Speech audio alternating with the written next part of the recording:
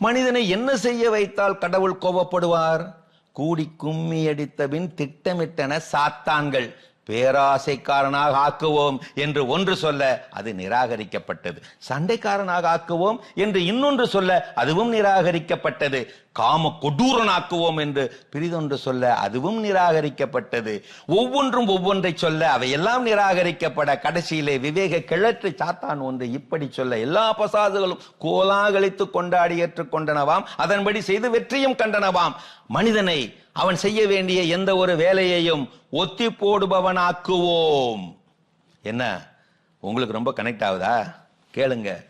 மனிதனை என்ன செய்ய வைத்தால் கடவுள் கோபப்படுவார்? இப்படி கூடி கும்மி அடித்த பின் திட்டமிட்டன சாத்தான்கள், பேராசைக்காரனாக்குவோம் என்று ஒன்று சொல்ல அது நிராகரிக்கப்பட, சண்டைக்காரனாக்குவோம் என்று ஒன்று சொல்ல அதுவும் நிராகரிக்கப்பட, காம கொடூரனாக்குவோம் என்று பிரிதொன்று சொல்ல அதுவும் நிராகரிக்கப்பட, ஒவ்வொன்றும் ஒவ்வொன்றை சொல்ல அவையெல்லாம் நிராகரிக்கப்பட கடைசியிலே விவேக கிழட்டு சாத்தான் ஒன்று இப்படி சொல்ல எல்லா பசாசுகளும் கோலாகலித்து கொண்டாடி அவை ஏற்றுக்கொண்டனவாம், அதன்படி செய்து வெற்றியும் கண்டனவாம்.